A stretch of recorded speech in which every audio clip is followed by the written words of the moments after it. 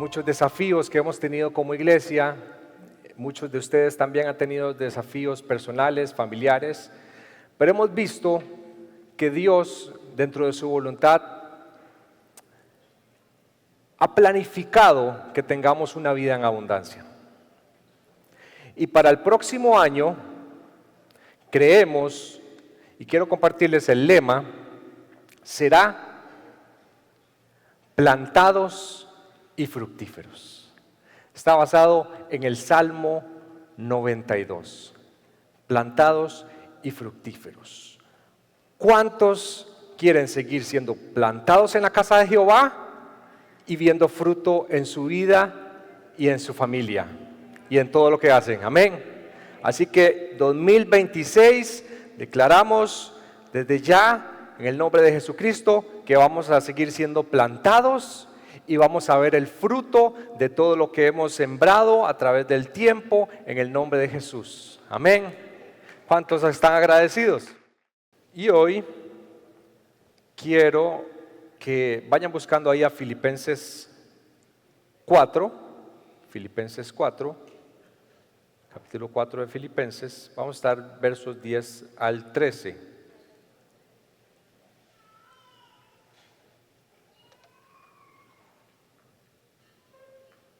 ¿Están listos, sí? ¿Amén? ¿O auxilio? Filipenses está en el Nuevo Testamento.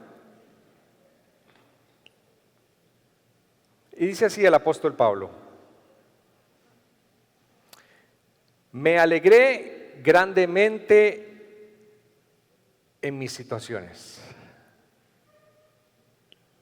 en el Señor, de que ya al fin han reavivado su cuidado para conmigo.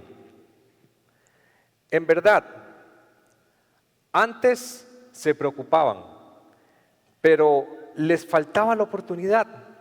El apóstol Pablo lo que les estaba diciendo es que les está escribiendo a la carta a los filipenses, a la iglesia en Filipo, y ellos le ayudaban en su ministerio para que él pudiera seguir plantando iglesias, para que él pudiera seguir compartiendo el mensaje de Cristo. Entonces ellos le mandaban ofrendas y por alguna razón había pasado un momento de crisis y dejaron de ayudarle, pero él está consciente que los donativos, las ofrendas, todo lo que ellos daban a la iglesia llegaba oportuno en su tiempo. Y dice, en verdad, antes se preocupaban, pero les faltaba la oportunidad. O sea, no era que no querían ayudarle en algunos momentos, es que algo pasaba y no podían hacerlo.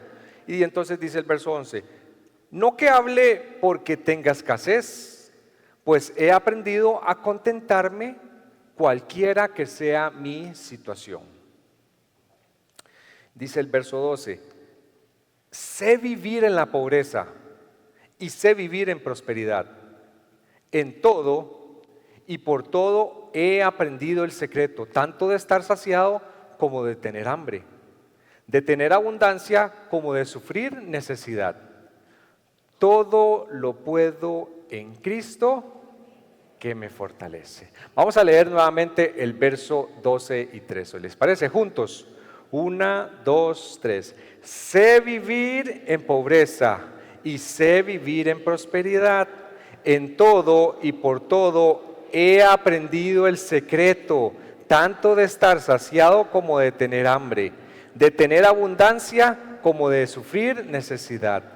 Todo lo puedo en Cristo que me fortalece. Un aplauso a la palabra del Señor.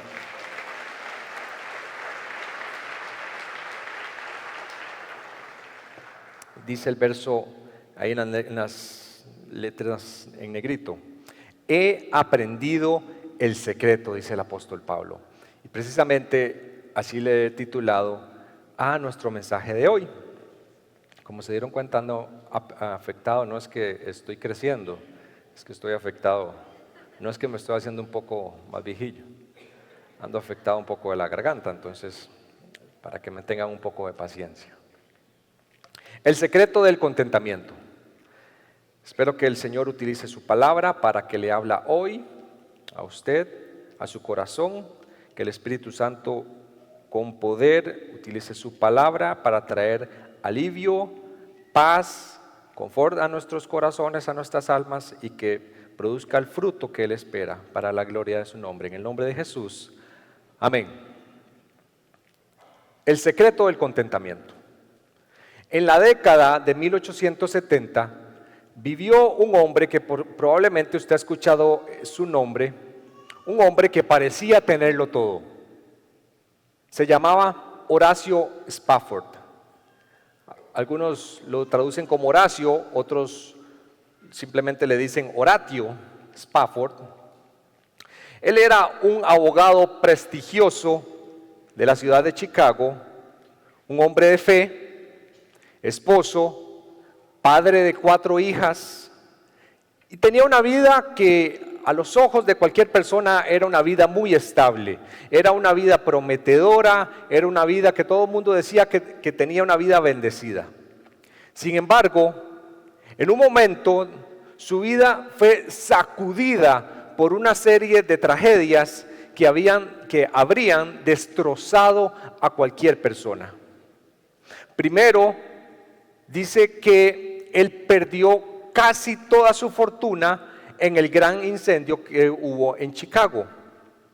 Y poco después, buscando un poco de paz, pasar un buen tiempo con su familia, él planifica un viaje a Europa, pero en el momento que se iban a ir, él con su familia, algo pasa en su trabajo que tiene que dejar algo listo y manda a su familia y les dice que él se va a encontrar con ellos en Europa. En algún momento de esos días en el que él está resolviendo todo lo que estaba pasando en su trabajo por ese contratiempo, se suponía que él tenía que tomar el barco, pero no fue con ellos. El barco que llevaba a su familia en medio del océano colisiona y se hunde. Dice los testimonios que la esposa empieza a decirle a las hijas que se vayan al lugar donde obviamente no hay agua en el barco y empiezan a orar. Y en ese momento les dice: oremos para que el Señor nos libre de esto, pero también oremos para que si en medio de todo esto el Señor no nos va a librar, nos dé paz para pasar este trago amargo. Y entonces dice que unos días después Horacio recibe un telegrama con unas pocas palabras, y fueron estas de su esposa: solo yo me salvé. Sus 4 hijas habían muerto. Y mientras Horacio toma el barco para poderse encontrar con su esposa allá en Europa, en medio del océano, el capitán lo llama y le dice: quiero decirte algo que tal vez no vaya a ser fácil para usted, pero en este momento estamos pasando justo en el lugar donde su familia se hundió. Ahí mismo, en ese lugar donde posiblemente sus sueños se hundieron, cualquier persona se hubiera destrozado. Cualquier persona le hubiera reclamado a Dios, hubiera estado paralizado por la amargura. Pero dice que en ese momento él se va a su camarote y él toma una pluma y empieza a escribir unas palabras que se convertirían en uno de los himnos más conocidos por la iglesia cristiana. Y quiero enseñarles un extracto de un cover que sacó un grupo sobre este himno. ¿Están listos? Es en español, obviamente está traducido. Si atacan las pruebas o el cruel Satanás, controle a mi ser tu verdad, que Cristo conoce mi ruin condición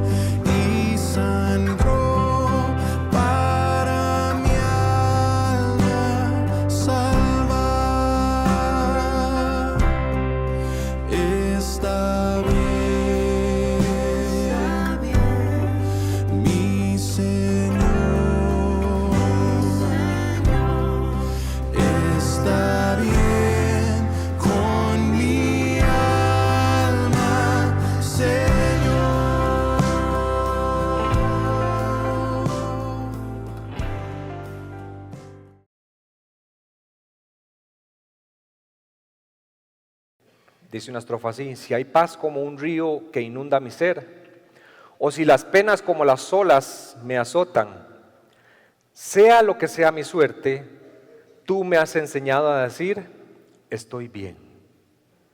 Todo estará bien con mi alma, todo estará bien en mi interior.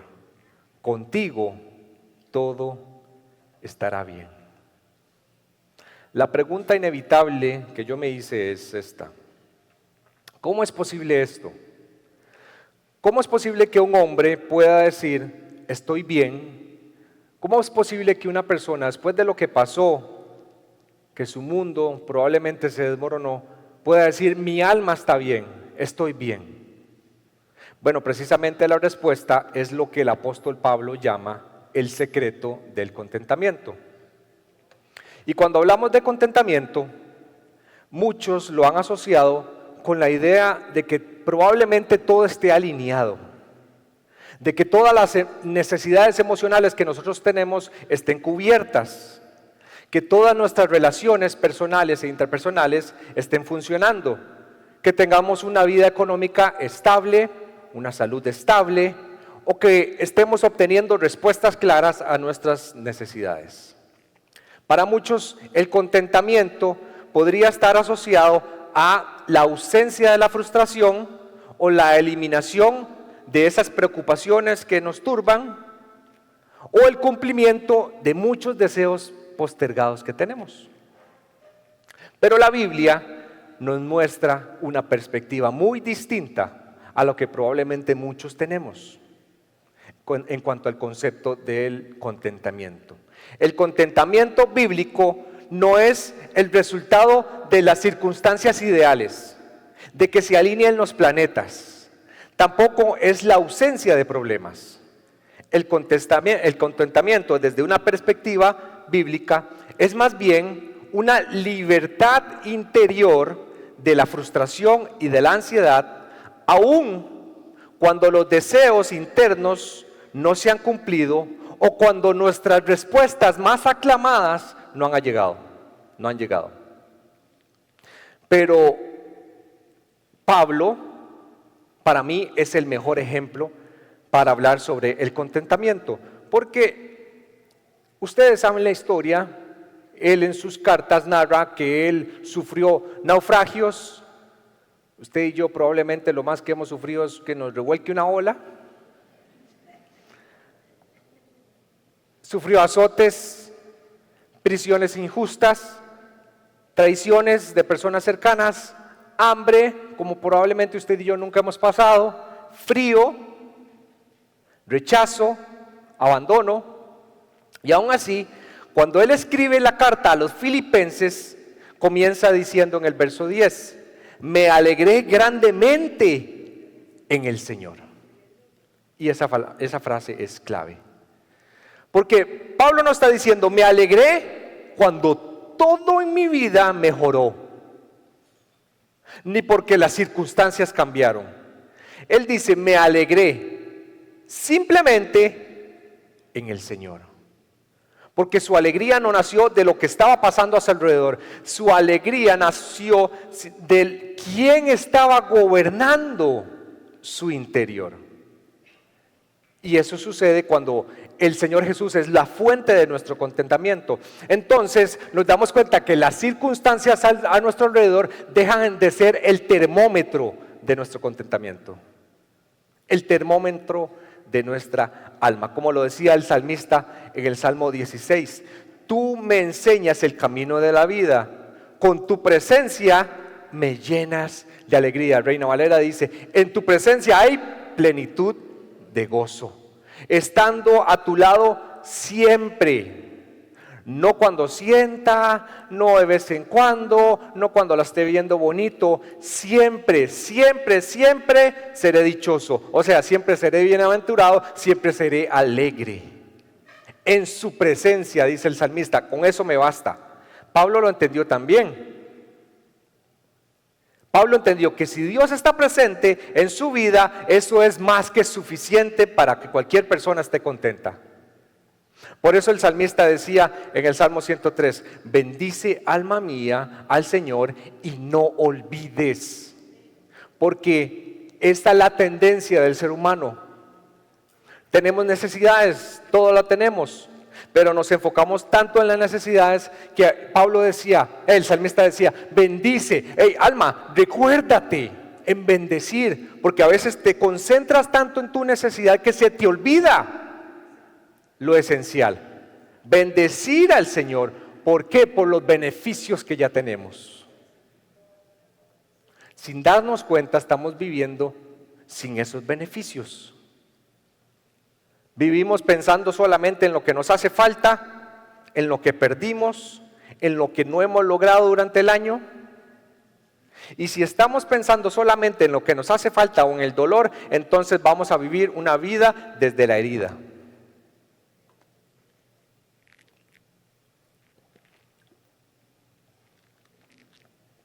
Y aquí entra en juego un principio esencial del contentamiento, que es la gratitud. Bendice alma mía Jehová y no olvides ninguno de sus beneficios. ¿Sabía usted que la gratitud puede editar la memoria espiritual? ¿Se ha puesto a pensar en eso en algún momento? Porque el salmista dirige su mente, tal vez en ese momento está pensando, uy, ¿por qué no logré esto? Uy, me hace falta esto. Uy, ¿cómo perdí esto? No logré esto. Pero en ese momento alineó su pensamiento y se recordó lo que ya Dios había hecho por él. No olvides ninguno de sus beneficios, dice el salmista, para que entonces vivamos pensando en la fidelidad de Dios. Eso es muy distinto. Entonces, si vivimos pensando y enfocamos nuestros pensamientos en la fidelidad de Dios, entonces viviremos desde la esperanza. No se puede ser más práctico que eso. Por eso Pablo recuerda el cuidado que tuvieron los filipenses, el amor, la ternura, la generosidad que Dios tuvo a través de ellos, de la iglesia. Y entonces recordar eso, lo que ellos habían hecho por él, eso le llenaba de gozo. No cambiaba su entorno, él seguía en una prisión, pero lo llenaba de alegría. Y eso me hace pensar que muchos probablemente han pasado este año agotados porque en su memoria siempre está en el lugar de la herida, en lo que les hace falta, en el rechazo que han tenido, en las decepciones que han tenido durante el año. Pero Dios nos dio la capacidad de poder editar nuestra memoria. Eso es increíble. Nosotros podemos decidir qué es lo que va a alimentar nuestro corazón. Porque en la vida siempre va a estar llena de imprevistos. Usted nunca va a poder tener una vida controlada. Siempre van a poder pasar cosas en las que nos van a llevar a quejarnos. Pero un seguidor de Jesús sabe que todo en la vida es un regalo. Y que podemos elegir ver la belleza y la gracia en cualquiera de las circunstancias de la vida. Por eso luego Pablo dice algo profundamente transformador en el verso 11. Y dice, he aprendido a contentarme en cualquiera que sea mi situación. Véalo ahí en las negritas. Yo aprendí, dice Pablo. Note eso que es crucial. El contentamiento se aprende. Usted no nace contento. Usted nació llorando.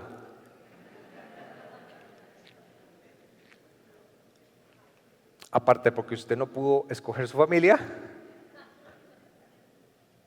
El contentamiento no es automático. El contentamiento no es instantáneo. El contentamiento no es natural. No se da solo. Dice el apóstol Pablo, yo aprendí. Pablo no dice, yo aprendí a cambiar mis circunstancias.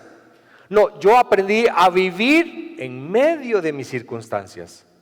El secreto que está hablando Pablo aquí no necesariamente era llegar a cambiar las circunstancias, sino a cómo convivir en medio de cualquier circunstancia sin perder el gozo, sin perder la alegría. Porque como les dije, Pablo está escribiendo desde una cárcel. está encadenado, tiene frío. En una de sus cartas manda a pedir la cobija. Está limitado físicamente, no tiene la libertad que usted y yo tenemos. Y es más, él dice que él no sabe si va a poder salir con vida de esto. Y aún así él dice, me alegré, he aprendido a contentarme. Y usted ve la carta de los Filipenses, es una carta saturada de felicidad, es una carta saturada de gozo y es una carta saturada de esperanza. ¿No es increíble eso? Y creo que eso debería confrontarnos hoy con una pregunta honesta que nos podemos hacer. ¿Cómo puede alguien agradecer tanto cuando aparentemente tiene tan poco? Mientras muchos de nosotros tenemos tanto y agradecemos tan poco. No se preocupe porque yo me estoy predicando a mí mismo. Pablo entendió que el verdadero problema que él estaba pasando no estaba en las circunstancias. El gran problema que pasa a la gente es cuando permite que las circunstancias gobiernen su interior. Y entonces, mientras todos sentimos que tenemos el control, ¿a quién no le gusta tener el control? Es el último domingo del año, sea honesto, por lo menos hoy. ¿A quién no le gusta tener el control? Es una tendencia de nuestra naturaleza humana.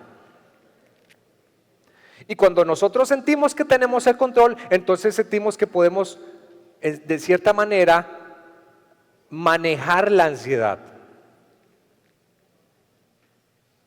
Pero cuando las cosas empiezan a salirse del control y aparece la frustración, nos empezamos a inquietar, nos empezamos a enojar con nuestra familia, con nuestro entorno, y aparece la desesperanza, entonces ahí es donde se pierde el contentamiento.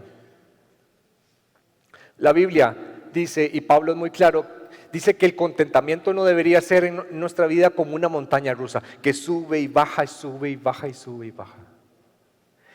Pablo dice que el contentamiento, así como el libro de Hebreos dice sobre la fe, debería ser como una ancla, que se quede estática, que sostenga a la persona.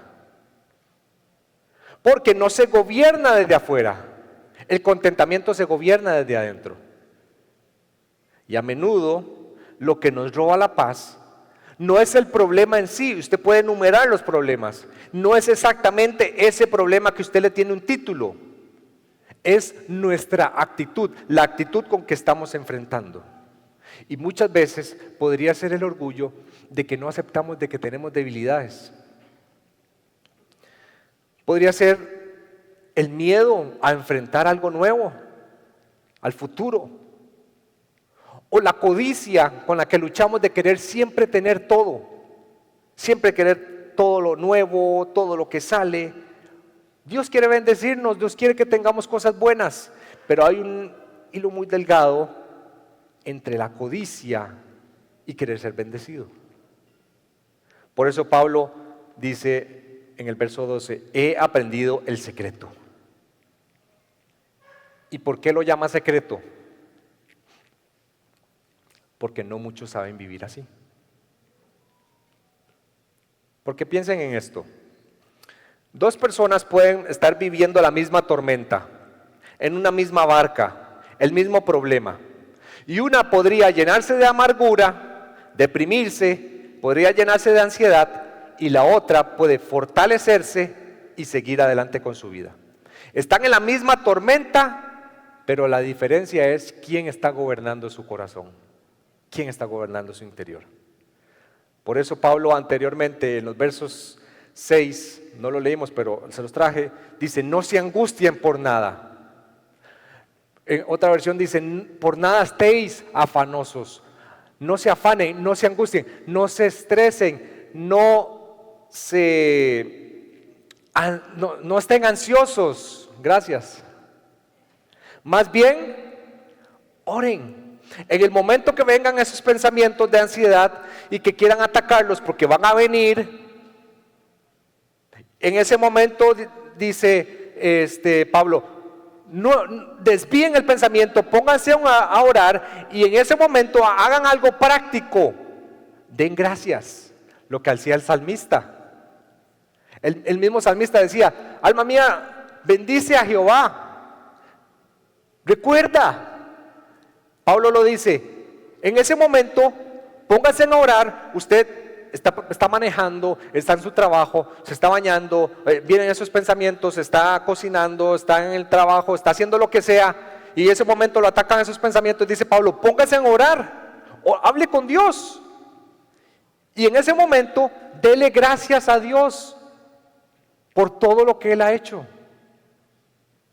Y entonces dice Pablo, de esa forma la paz de Dios guardará sus corazones y sus pensamientos en Cristo Jesús. Dándonos a entender que la ansiedad es lo opuesto al contentamiento. Y Pablo no está diciendo en ningún momento que deje de estar inquieto, porque usted nunca va a dejar de estar inquieto. No existe eso en una vida cristiana, porque la vida está llena de circunstancias que siempre están cambiando. Más bien, se trata de cómo estamos respondiendo a ello para que nuestro sentido de contentamiento no sea robado, no sea saboteado o manipulado por lo que estamos experimentando a nuestro alrededor, por lo que nos está atacando, por lo que nos está afligiendo. De hecho, Pablo en Corintios, 2 Corintios capítulo 11, dijo, adivinen qué, no lo traje acá, adivinen qué, he aprendido la lección más asombrosa. He aprendido el secreto de estar en prisión y estar contento. He aprendido el secreto de la abundancia y estar contento. De no tener nada y estar contento. De tener muchos amigos a mi alrededor y estar contento. Pero también de estar aislado en una cárcel sin nadie cuando las personas se olvidaron de mí en una prisión romana y estar contento. Y aquí está el corazón de lo que Pablo quería dejar. El contentamiento está ligado a la fe. Descansar en que Dios tiene el control de su vida cambia completamente la forma en que usted está pensando, su perspectiva, mi perspectiva. El Señor Jesús le dijo a Pablo, cuando Pablo le pidió al Señor que le cambiara alguna circunstancia en su vida, Jesús le dijo, Pablo, te basta mi gracia, porque mi poder se perfecciona en lo que estás pasando. Enseñándonos que el contentamiento es una decisión de voluntad. No le nace a usted solo. Es decir, que la paz interior que usted puede experimentar no debería ser negociable. Aun cuando las circunstancias a su alrededor sean inciertas. Dios puede cambiar, sí, su circunstancia en cualquier momento. Y Él lo puede hacer si Él lo desea. Su voluntad es que usted esté bien.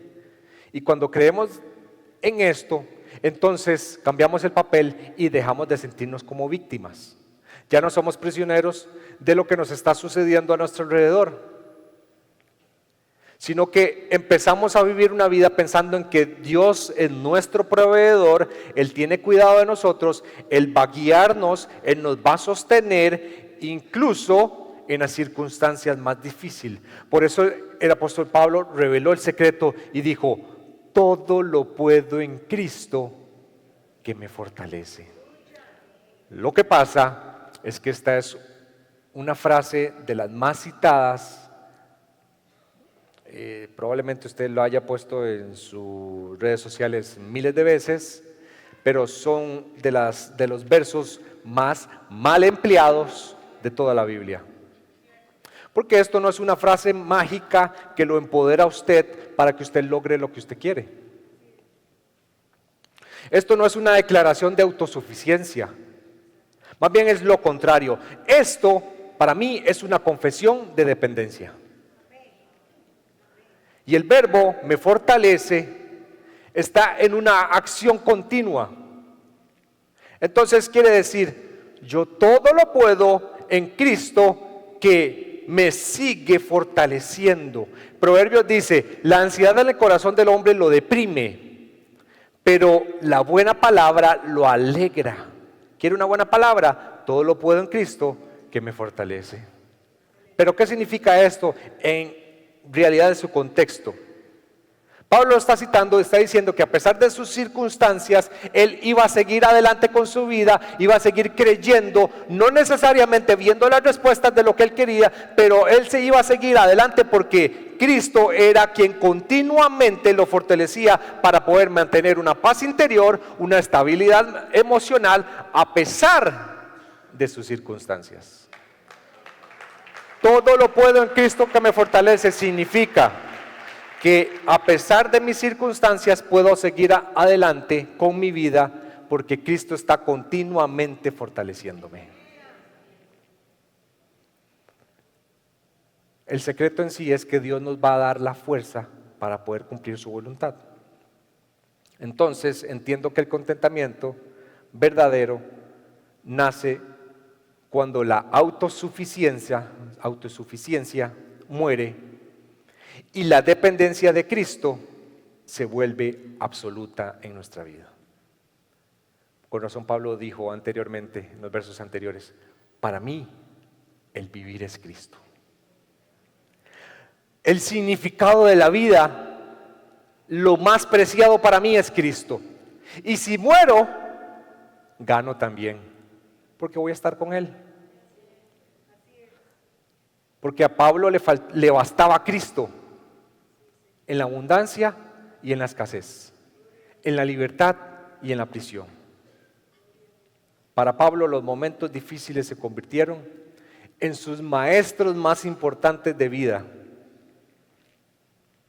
porque en medio de eso aprendió el secreto del contentamiento. Y ese aprendizaje, obviamente como todo aprendizaje profundo, no es una lección que usted pueda tener ahí intensiva de un día, es un proceso. Todo aprendizaje profundo requiere de tiempo, viene de experiencias difíciles. Y con esto Pablo nos dice, deje de ignorar su problema, deje de ignorar su crisis, sino más bien cambie su perspectiva, encontrando plenitud en la relación que usted tiene con Dios. O si no, cambiar una relación distinta con Dios.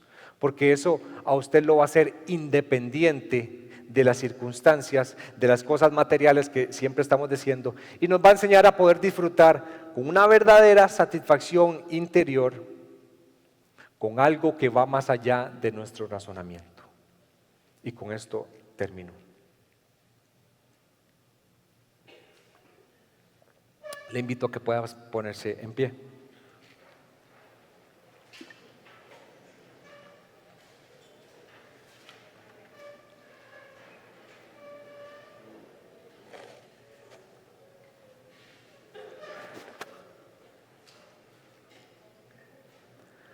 Finalmente, Pablo encierra todas estas ideas que ha compartido a lo largo de su carta con este mensaje que lo sella todo. Dice, mi Dios suplirá todo lo que les falta conforme a sus riquezas en gloria en Cristo Jesús. Leámoslo juntos, ¿está bien? 1, 2, 3. Mi Dios suplirá todo lo que les falta conforme a sus riquezas en Cristo Jesús. Gloria a Dios.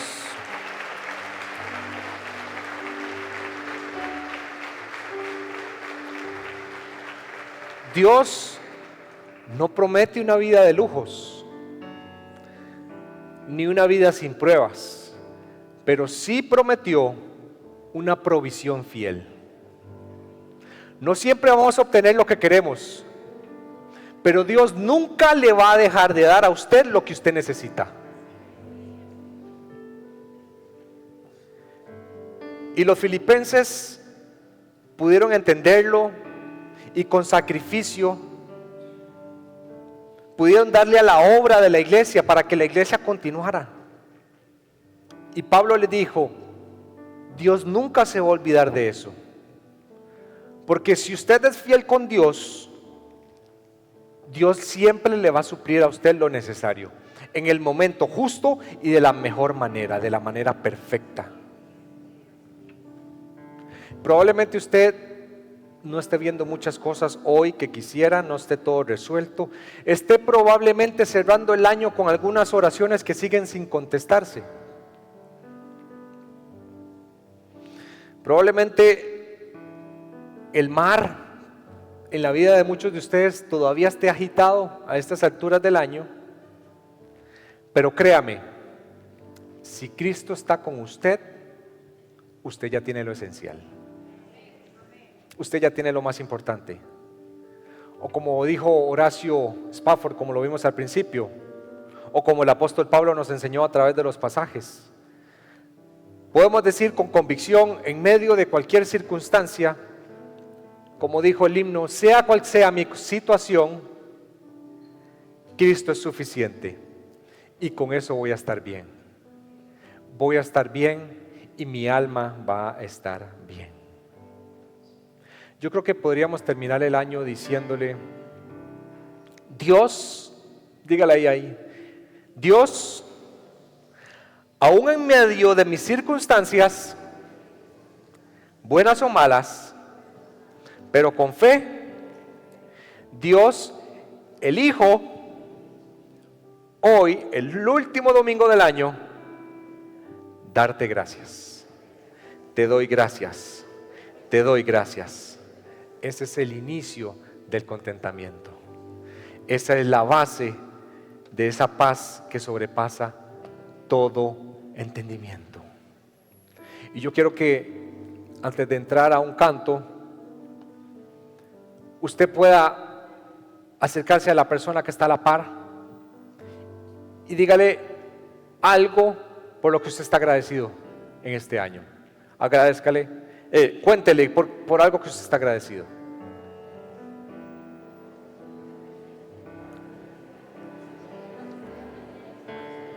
De su vida personal. Cuéntele qué es lo que usted siente que Dios ha hecho en su vida, a pesar de. Cuéntele su testimonio.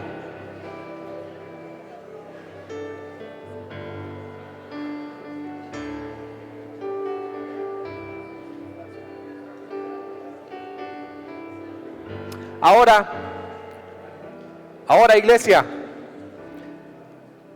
busque una persona y dele gracias por su amistad, por lo que ha hecho. Busque una persona, alguien que ha sido significativa en su vida. Dele gracias a Dios por esa persona.